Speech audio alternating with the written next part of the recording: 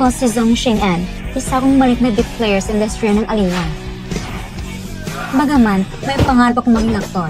Sa ngayon, umaasa na ako sa mga trabaho bilang extra. Kumikita ng kaunting pera para pantusto sa bahay. Pero, naniniwala ako na darating ang araw na makakakuha ko ng pagkakataon para matupad ang aking pangarap. Cut!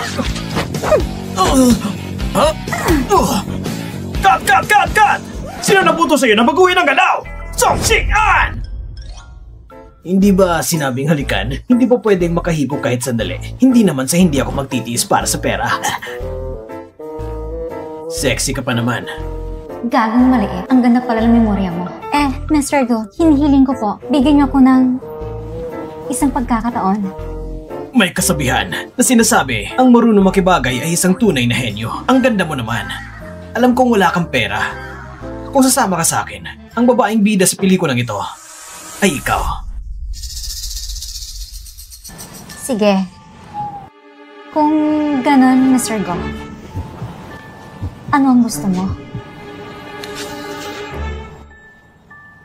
Gusto mo ba ang ganitong estilo? Sige!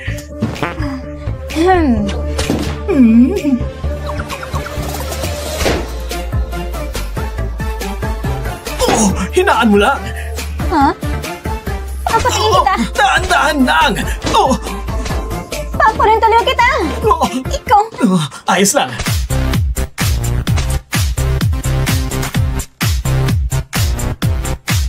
Tumigil ka!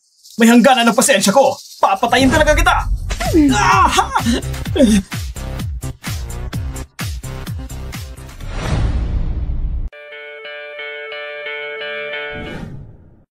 Anong tinitingnan ninyo?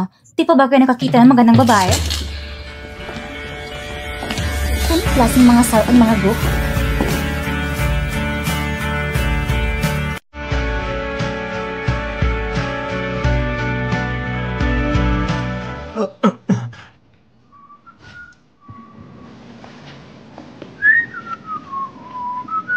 Kapatid, pinapatigil ko muna mga proyekto mo.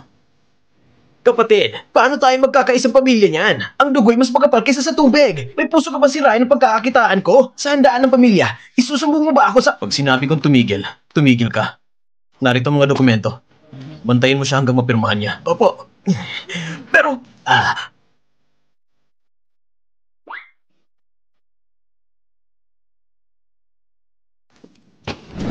Dahil labas sa malaking kumpanya, tinatangkang abusin ng mga aktres at sira ng mga proyekto. Mga Diyos ng yaman, nakikiusap ako sa inyo. Mga Diyos ng yaman mula sa langit ng panig, lahat ng uri ng Diyos ng yaman. Pakiusap, dahil ninyo sorry sa akin, si Xing'an. Ha? Hindi naman siguro. Pamibigyan ng flyers pala. Pwede na rin. At least, may sahod araw-araw. Iinom muna ako ng gamot. Maganda na may sahod araw-araw.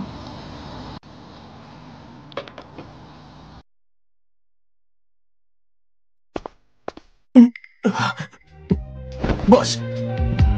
Sumasakit na naman ang tiyan mo. Maupo ka muna. Kukuha muna ako ng gamot.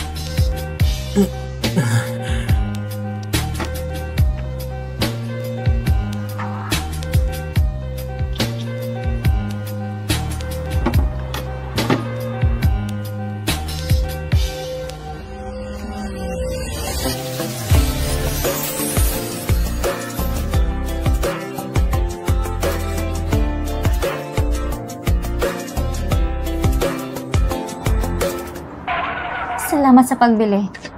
Magbayad ka. Salamat sa pagbili. Magbayad ka. Mr. Go, nandito ng gamot mo. Isa na namang Mr. Go. Ha? Magbayad ka. Salamat. Magbayad? Ano ngayon? Ininom mo ang gamot ko kanina. Bigyan mo na siya ng pera. Pasensya na, nakaabala pa si Mr. Go sa'yo. Eto, sa'yo na lahat yan. Ano ako? Pulube? May prinsipyo ako. Alam mo. Tama na. Anong nangyari sa'yo? Huwag mong pagsabay-sabay ang pagkagalit ng mga tao. Ang Google, puro basura nilalabas. Sige na, tama na. Ang taong iyon ay si Gu Xingchen, ang bagong presidente ng Google. Ano naman, kanina, nung nandun ako, ininom niya ang tubig ko at ininom pa ang gamot ko sa mesa na yon.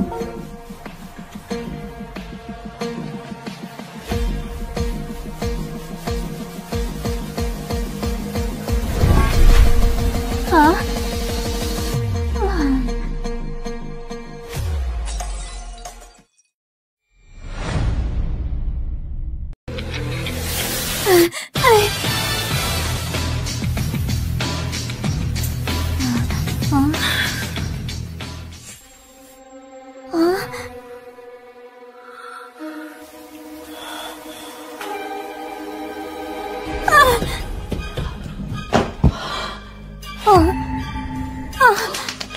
Anong nangyayari? Anong siyentipikong prinsipyo ito? Habulin niyo siya! Buksan mo ang pinto! Ate Xing-an, tumakbo ka na. Puro reporter sa labas. Dali! Lumabas ka na sa balkonahe. Kung na maghaharas ang pintuan. Dali, dali! Si Zhou Xing'an ay nasa loob! Nasa loob din si Director Zheng! Buksan niyo agad ang pinto! Ate Xing-an, Pinto! umalis ka na, tumalis ka na! Umalis ka na!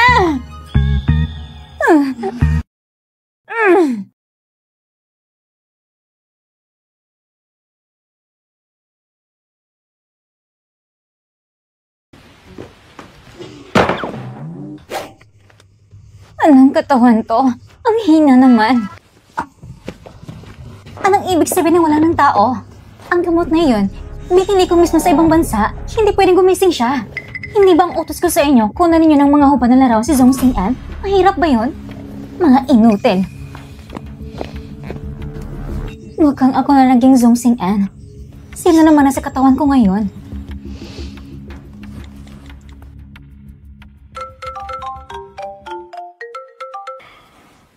Sabi ko nga, wala akong schedule.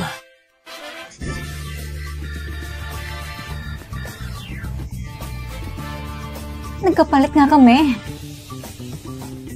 Ay. Ah! Saan ako napunta? Mukhang mayaman pala. Naku.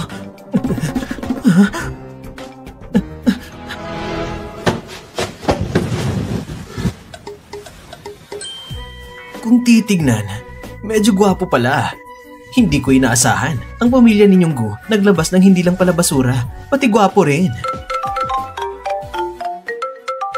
Hindi ba ito ang number ko? Kumalma ka na ba? Ano nangyayari? Paano tayo nagpalit ng katawan? Anong prinsipyo ito? Sabihin mo nga! May dalawang bagay. Una, may isa pang telepono sa loob ng malaking jacket. Sabihin mo si Yue. Kunin ako sa Hot Spring Hotel. Saan ko naman siya mahahanap? Hindi ko alam. Hindi ka mahahanap. Mamaya, magkakaroon na isang salo-salo ng pamilya. Maghanap ka ng dahilan para umalis sa mesa. Tapos, magkita tayo sa Big Ako? Road. Wala akong kilala dito. Baka magsalita ako ng mali. Hindi mo kailangang magsalita. Ano man ang tanong nila, manahimik ka na lang. Sino ka ba? Mamamatay ka ba kung magsabi ka ng kaunti bago ibaba ang telepono? Sir, magsisimula na pong salo-salo. Oo, alam ko na. Hindi ba't pag-aarte lang ng isang CEO ito? Si Gu Shizheng ay nagtapos sa isang Ivy League na university. Pagbalik niya, kalahating taon siya nag-ayos at nagreforma para magtagumpay ang kumpanyang Gu. Isang tunay na anak sa langit.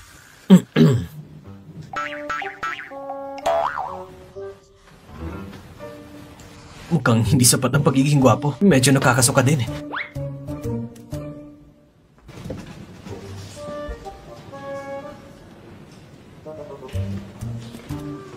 Sabi mo lang problema. Bakit napakalaki ng bahay na ito? Nasaan kaya sila ngayon?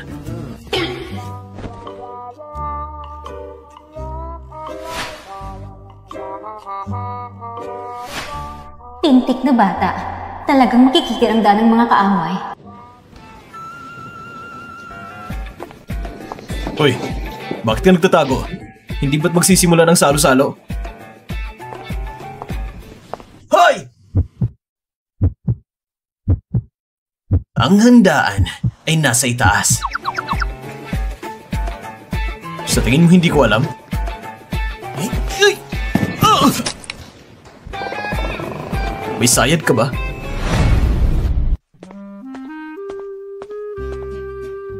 Shiseng, bakit ka dumating ng ganito ka-late? Pinaghintay mo ang mga matatanda dahil lang sa'yo. Nandito na ang lahat. Umupo na tayo. Ganito palang pamumuhay ng isang CEO. Pa! Lolo! Kayo nang humusga! Ang kapatid ko, basta na lang pinahinto ang proyekto ko! Inaapi niya na naman ako! Tinutukoy mo ba yung proyekto ng pelikula ni Director Zeng? Narinig ko, maganda ang magiging resulta noon at may chance ang manalo ng mga parangal! Oo nga, tama. Ang mga pelikula ni Director Zeng ay siguradong pwedeng magwagi. Pero may ilang tao na ginagamit lang ang pangalan ng pamumuhunan para makapang-abuso ng mga babaeng artista. Lolo, totoo namang hindi kailangan ng gugroup ang perang yon. Hindi pwedeng gumastos at masira ang reputasyon. Tama lang na itigil. Ang dangal ng Go Group, mawawasak dahil sa inyo. Huwag niyong isipin na hindi ko alam kung anong ginagawa ninyo. Ginagamit niyong proyektong ito para makakuha ng mga benepisyo, hindi ba? Lolo, may kailangan ako kasi kasuhin pa sa kumpanya. Kailangan kong bumalik agad. Pa, ang dami kasing ginagawa sa kumpanya. Kaya si Xingsheng, hindi na siya makakain na maayos. Napakapayat niya na. Paano niya kakayanin ang lahat ng yon? Sabi ng tito mo, hindi mo kaya. Ano sa palagay mo? Kaya kong harapin ito. Salamat sa pag-aalala. Sandali. Baka namugay na ako. Nakilala mo ba ang dalaga mula sa pamilyang Bai? Anong pakiramdam mo? Anong pamilya ba? Ni datos ng Baidu. Wala nang nakasulat. Yun pala. Lolo, pag-iisipan ko pa po.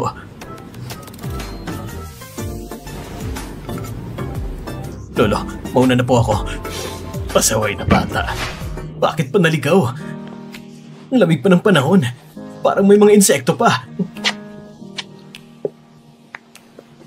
Kuya. Ako? Oo. Teka.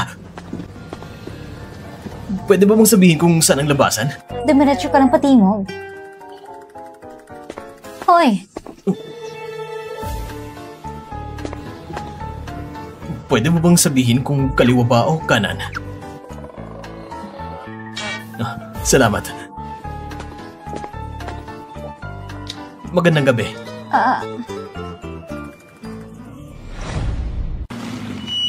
Sa wakas nandito na. Anong klaseng lugar ba to? Ihatid mo ako sa Binhay Building. Boss, yung dalawang yon, naihatid ko na siya. Pero medyo nasugatan at ginamit ang first aid kit sa cabinet mo. Nasugatan? Saan? Sa tuhod. Gas-gas lang naman. Nagamot ko na rin. Hindi pwede. Bilisan mo. Ihatid mo ako agad pabalik.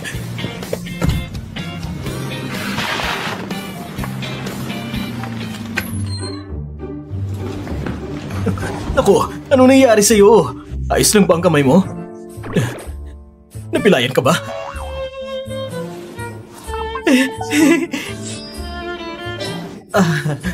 Boss, kung wala nang iba, mauna na ako. Kung may kailangan ka, tawagan mo lang ako.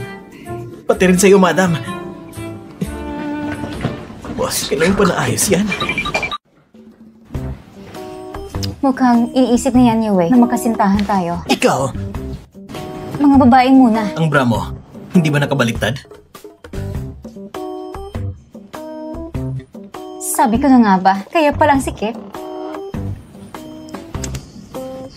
Pero ito bang tamang oras para pag-usapan yan? Ang bra ko kasi, sa harap ang hook. Kaya sa harap kinakabit. Dapat na sa harap ang hook para maayos ang hugis. Hubarin mo, tutulungan kita. Hoy, huwag mo kong hawakan. Katawan ko yan. Konting hawak lang naman. Ang damot mo naman. Hoy, ikaw! Boss, akala ko magtatrabaho ka ngayong gabi. Wala ako nakita. Wala ako narinig.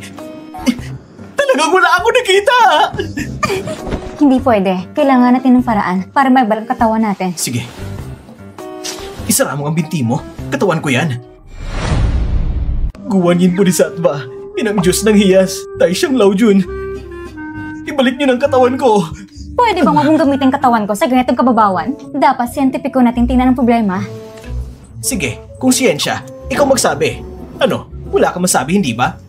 Kung wala sa siyensya, baka dapat sa misteryo tayo umasa. Sige nga, paano mo tayo nagkapalit? Sa TV kasi, ganito ang palabas. Minsan tinamaan ng kidlat o di kaya natamaan ng kometa. O kaya naman may sumpa. Tanga, maliwanag panahon ngayon. Walang kometa, walang sumpa. Ilang tao na bang nainis sa'yo? Kung hindi, pumunta tayo sa ospital. At paano natin ipapaliwanag? Sasabihin ba natin sa doktor? Dok, nagpalitan kami ng kaluluwa. Anong departamentong dapat puntahan? Eh kung hindi, hahanap tayo ng master. May kilala akong master sa industriya. Napakahusay niya. Kapag kumalat na ang Google at naniniwala sa pamahiin, babagsak ang stock Eh namin. anong gagawin natin ngayon? Baka dapat magalikan. Ganyan naman sa kwentong pambata. Alam mo ba yung prinsipe at palaka? Pagkatapos mahimatay na prinsesa, hinalikan siya ng prinsipe at siya naging...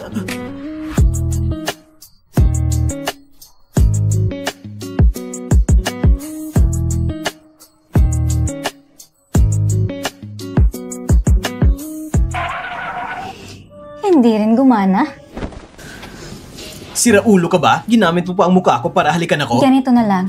Bago pa tayo makabalik, mamamuhay muna tayo ng gamit ng katawan ng isa't isa. Kaya mo ba? Hindi ba't magkunwari lang na isang big boss? Kayang-kaya ko yan. Pero ako, isa akong actress. May audition akong paparating. Kaya mo ba yon? Ibigay mo isa mong cellphone. Magpalitan muna tayo ng basic info. Sige nga.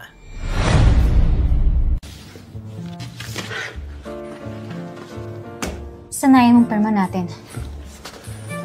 Kung magaling ka, pirmahan mo gamit ang pangalan ko. Sige, panalo ka.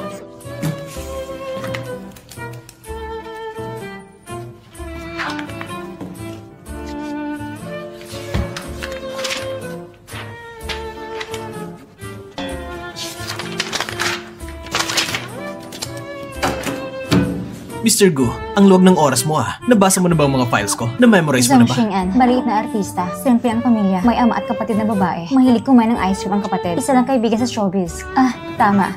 May isang assistant pa, si Cheng Li. Ang galing mo.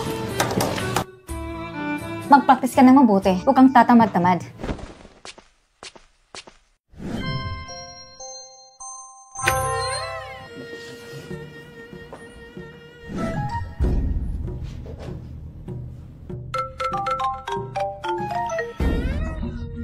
Hello. Jiang Miao Miao. Nakalimutan kong sabihin sa'yo, munti ka nang mapahamak. Ginamit ang katawan mo para umangat. Nang makatakas ako mula sa hotel, nakita ko may pakana. Malamang siyang matalik mong kaibigan, si Jiang Miao Miao. Ano ba nangyayari? Hello, Sing Sing. Nasaan ka? Bakit wala ka sa bahay? Nasabay ako ng kaibigan ko. Bakit? Anong meron? Wala. Nag-alala lang ako sa'yo. Ibababa ko na. Siya nga, tatanungin ulit kita. Sigurado ka bang wala kang nakaaway? Lahat ng tao sa paligid ko ay may tama sa ulo. Magaling. At least alam mo kung ganun. Eh ikaw, puro mali at kulang ang mga files ng pamilya mo. May batang tinatawag na Gu Jiaxi at Gu Xingong. Ang hayop na yon, buhay pa. Sa pamilya nyo, pangilan ka ba? Gusto mo bang turuan pa kita? Si Zhang Xing'an at si Gu Shixing. Hindi ko kailangang intindihin sila. Hindi mahalaga ang impormasyon ko. Nandito sa computer na ito, lahat ng impormasyon ng kumpanya. Dapat mong tandaan ng maayos at ipagpatuloy ang pagpraktis ng perma. Hindi dapat malaman ng kahit sino na nakapalit tayo ng katawan. Grabe, natapos mo na lahat. Magdamag mong ginawa. Sanay na ako. Hindi pwede. Kung gagamitin mo ang katawan ko ng magdamag, papangit ako niyan. Hindi pwede. Kailangan mo matulog ng 8 oras bawat araw. Naiintindihan mo ba? Narinig mo ba? Nakikinig ka ba? Magandang umaga, boss. Magandang umaga, madam. Boss, alas 7 na ng umaga ngayon. Sige, pumunta ka na sa trabaho. May meeting ka pa ng alas 8. Sige. Alam ko na. Anong klaseng kumpanya to? Ang aga-aga may meeting na. Boss, kayo ba nagpapaalala kahapon? Magpapalit lang ako ng damit. Boss, baka yakapin niyo muna! Nakasimangot to si madam! Magandang araw, boss! Nakakagulat. Boss, ito po ang kailangan niyong suriin ngayon. Nakahanda na lahat ng project proposal.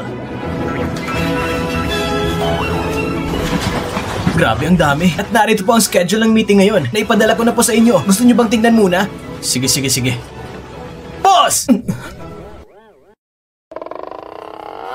Nandito ang opisina natin. Alam ko. Bakit ka sumisigaw?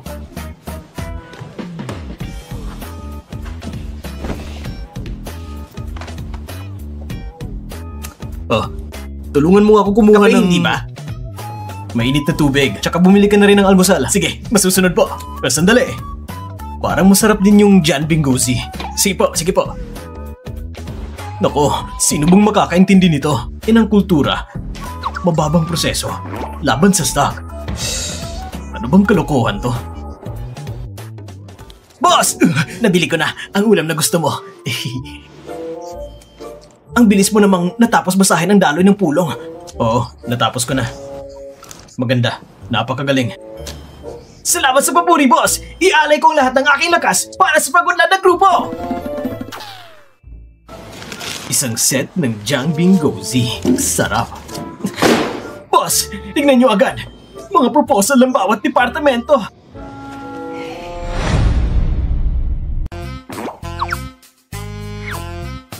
Ganito ba kayong lahat kaseryoso? Boss, ang mga benepisyo na mula sa Go Group ay ang pinakamataas sa buong industriya. Kaya tungkulin namin gawin ito at kailangan namin ibigay ang lahat para maging pinakamahusay. Oo nga pala, boss. Si President Cheng ng Shengfeng Group gusto makipag-dinner sa inyo ngayong gabi. Sabi niya, tungkol doon sa AI research, may bago raw na progreso at gusto niya pag-usapan kasama ka. Hayaan mo muna ako magpahinga ng 10 minuto. Sasagutin kita mamaya. Sige, lumabas ka muna. Sige po! Diyos ko.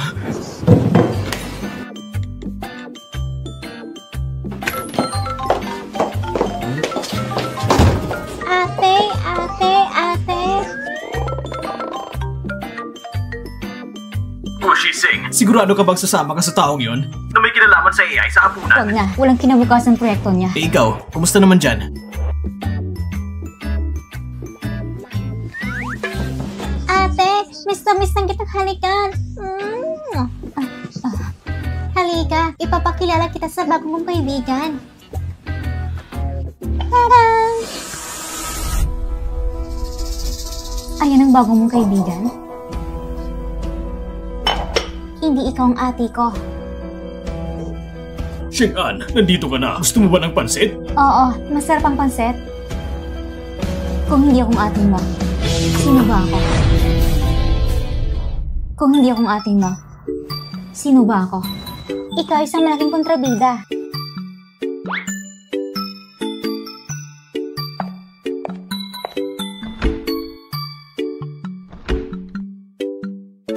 Gusto mo ba ng ice cream? See you, I love na love ni ate. Halika, tapos na ang pansit. Halika, kumain na tayo habang mainit pa. Halika. Ah, tama pala. Nagpadala ng abiso ang pamunuan.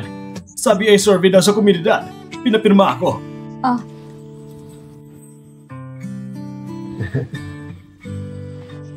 Yoyo, halika. Lumabas tayo para mamili ng gulay. Tara.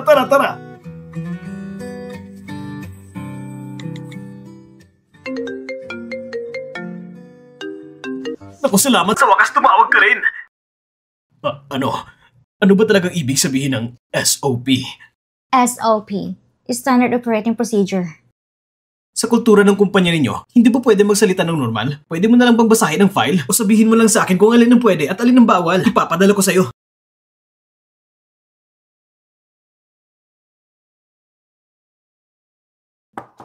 Boss, may meeting ka ng alas 10. Sige, alam ko na. Maganda ka na. Opo.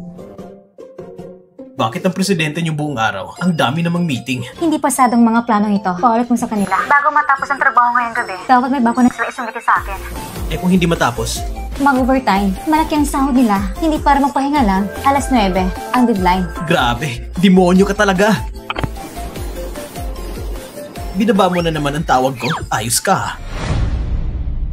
Anong klaseng tawag ka ba? Hindi pumasa ang plano ngayong araw. Kailangan gumawa ulit ng bago. Hindi ba masyado itong stricto? Hindi pumasa ang plano. Kailangan ngayong gabi gumawa ulit ng bago. Boss, para sa pulong ng alas 10 ng gabi, handa na ang lahat. Dapat ba tayong pumunta na ngayon? Ay nako, yan Yue. Sabihin mo sa lahat, kansilado ang meeting ngayong araw. Hindi pumasa ang proposal. Kailangan gumawa ng panibago. Salamat sa bago ninyo. Salamat sa lahat. Salamat? Boss, anong sinabi mo? Sabi ko, hindi pumasa ang proposal. Gumawa ulit ng bago. Talagang isa kang makina sa trabaho Alam mo lang pigay mabuting mga empleyado. Ay, Miss Bai! Anong ginagawa mo dito? Abala ang boss namin ngayon. Baka hindi naman kayo maasikaso ng maayos. Hindi niyo na kailangan mo asikaso. Kaya ko ng sarili ko. Ay, Miss Bai! Ang pagkikita nyo ng boss namin, hindi ba't ang lahat ng yan ay para lang sa negosyo ng dalawang pamilya? Gushi Singh, gayon ka pa rin pala. Hindi ka ba makapagsalita para sa sarili mo? Lagi mo bang kailangan ng iba para magsalita para sa'yo? Kung hindi lang dahil sa pagkikipag-kooperasyon ng dalawang pamilya natin, hindi na talaga kita gustong makita. Tingnan mo tong office na to, sobrang kalat naman. Katulad mo. Sa totoo lang, Miss Bai, mula nung pumasok ako sa opisina, abala na ako hanggang ngayon. Wala na talaga akong oras para humanga sa disenyo ng opisina Aba, nito. marunong ka palang magsalita. Kung marunong ka, mas madali na. Ibig sabihin, pwede pa naman tayong uminom ng tsaa. May oras ka ba bukas? May oras ba ako bukas?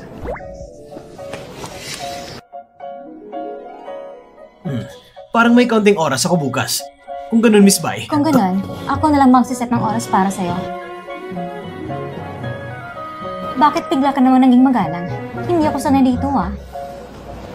Sige na nga, at least may kasagutan na. Boss!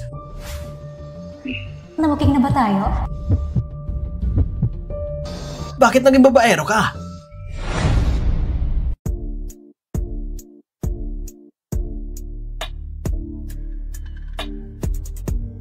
Hoy! Hindi ko sinabing patuyuin mo ang maskara sa mukha mo. Nako, hindi maganda para sa balat yan. Ay, nabisi ako sa pagbabasa ng files. Sabi ko na nga ba, ang trabaho ng presidente ninyo, hindi trabaho para sa tao. Isang salita o isang ekspresyon, nabubuking agad. Tama nga pala, dumating si Miss Bai. Magandang paghawak mo. Panatilin mong maayos ang relasyon. Sa susunod, ang pamilya Go at Bai, may mga negosyo pang Bakit pag-uusapan. ganyan ang reaction mo? Alam mo na pala, Oo, si Yan Yu ang nagsabi sa akin. sabi ko na nga ba, ang dami mong tinatago. Dalawa pa ang cellphone mo. Ngayon, nung kasama mong pamilya ko, kumusta naman ang pagkikitungo mo sa kanila? Ayos naman. Tama nga pala. Hindi ko inaakalang kilala mo si Xiang Hou yan. Inimbitahan kanyang pumunta sa fair party niya para siguro. Ano sa tingin mo? Pupunta ka ba? Sabi niya, matagal na kayo hindi nagkikita. Matagal na nga. Pero sige na lang. Hindi na may tutungkol sa trabaho. Wala rin akong obligasyon na tulungan ka. Ayoko. Ganun ba? Eh di hindi pumunta. Uy, teka lang. Sa totoo lang, hindi mo na kailangan sumagot pa. Alam na rin niyang hindi ako pupunta. Para sa mga taong walang saysay na kagaya niya, dapat sinabi mo agad na ayaw mo. Sa totoo lang, hindi naman sa ayaw ko talagang pumunta doon. Kaso lang, masama talagang reputasyon ko. Anong reputasyon? Hindi mo ba napansin? Simula nung dumating ako sa bahay na ito, hindi ba parang napakalungkot? Akala ko kasi, likas sa trabaho mo ang ganyan. Hindi naman talaga. Sa totoo lang, medyo sabog ako. Wala akong matinong trabaho.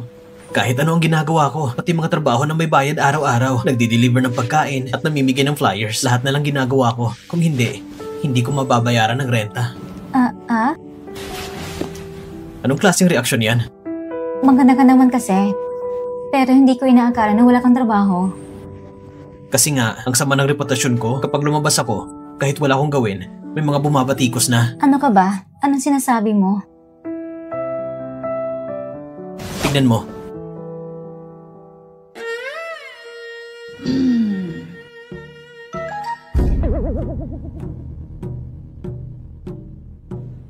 Ay. Uy, Zhong Xing'an, ang bait mo talaga. Huwag mong itindihan ang mga sinasabi ng iba. Narinig mo ba? Puro kasi nungalingan lang yon. Siyempre alam kong magaling ako. Akong pinakamaganda sa buong mundo, ano? Who care? Cares. Madaming tinutukoy mo. Maglagay ka ng S. Gu Shiseng. Mr. Gu. Teacher Gu. Nandito ako hindi para turuan mo, okay?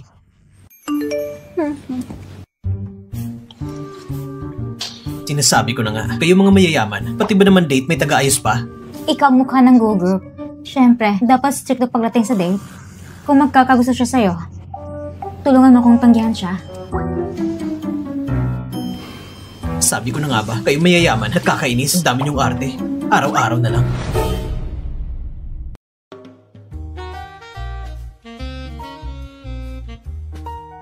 May bawal ka bang kainin? Nagbago ka na ba ngayon? Ang dami mong salita. Kakain na naman tayo. Pumili ka na ng gusto mo.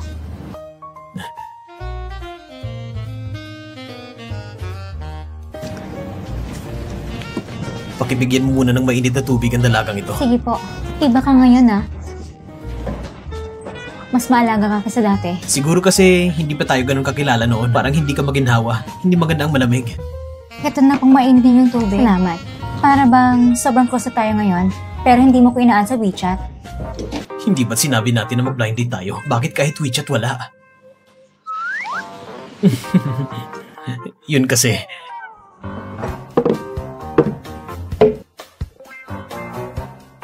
Bakit? Hindi ba bagay sa panlasa mo? Hindi ko lang inaasahan. Pareho pala tayo ng panlasa. Basta gusto mo.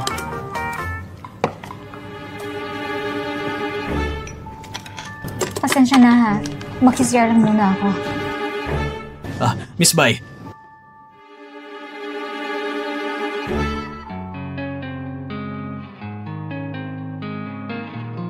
Malamig ang panahon. Magdamit ka ng maayos. Huwag kang magkasakit. Salamat, Mr. Go.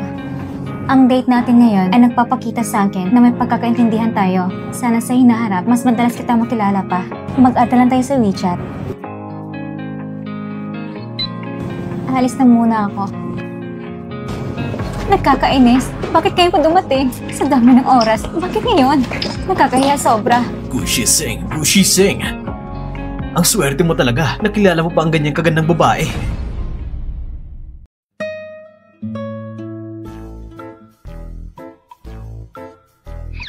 Nais mo bang problema? Siyempre hindi pa.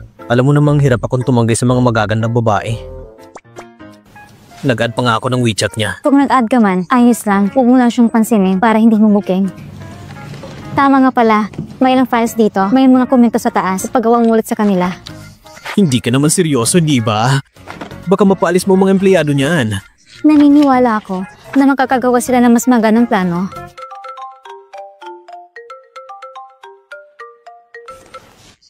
Ate Sheng-an! Anong meron? Ate Sheng-an! Bakit may boses na lalaki sa bahay mo? Kaibigan ko yun. Ate Sheng-an, nagpadala sa Derek Zeng ng imbitasyon para sa audition. Anong sabi mo? Pakiulit nga. Sabi ko, yung pelikula ni Derek Zeng nagpadala sa atin ng imbitasyon para sa audition. Anong oras at saang lugar? Ipapadala ko rin sa iyo impormasyon para malaman mo. Sige. Salamat. Ikaw talaga. Hindi mo ba alam? Ito'y parang biyayang bumagsak mula sa langit. Sino si Director Zeng? Magiging artista na ako. Paalala lang ha. Akong gaganap, hindi ikaw. Nakalimutan ko. Walang problema. Normal lang yan. Ipapakita ko siyang karakter mo. Malamig at walang puso. Mapatay na walang awa. Eh di ikaw na yun. Oo, tama. Ganyan mismo ang tingin mo. Giginawan sila sa lamig. Tignan mo. Ito pagkakakilala ng karakter. Isang malamig na tao na kaya mo mag-utos ng overtime nang walang reaksyon. Nangangako ako. Papangakuan kitang magtatrabaho ko ng maayos para sa'yo at gaganapin ko ang mahusay na papel ng overbearing CEO. Tulungan mo ko makuha ang papel na ito. Pwede ba? Ibig mong sabihin, kailangan ko lang maging ako para magawa ito. Siyempre naman. Hindi ka ba natatakot na masira kong karera mo? Ang kapal ng mukha ko. Anong takot? At saka, sa pagkakataong ito, ako ang makinabang. Bakit hindi? Hindi ba dati nagkasangkaan kami ng Gugroup at ang palabas na ito ay pinupundahan ng Gugroup? Nung nanggigigil ka, hindi ba tinadyakan mo si Gushigong dati? Oo nga. Kami naman na simpleng tao. Paano kami lalaban sa Gugroup?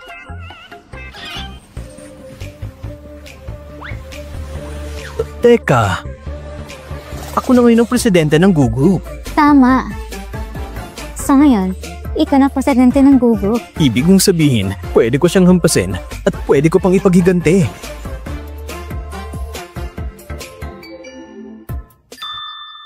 Grabe. Ang saya naman ng ngiti ko, hindi ba? Sasagot ka ba o hindi? Sumagot ka na. Gawin mo na ito para sa akin. Napakarami mo na nagawa para sa akin. Siyempre, babayaran kita ng pabor. Bigyan mo ako ng high five.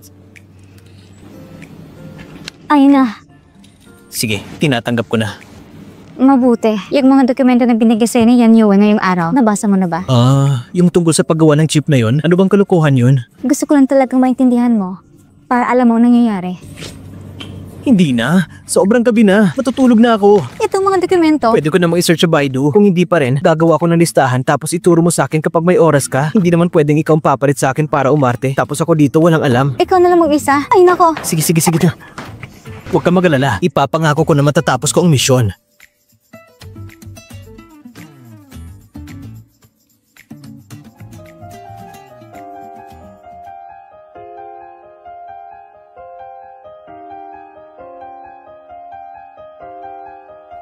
kalimutan na lang. Ang mga bagay na pinapangako ko sa kanya, kailangan ko pa rin tuparin.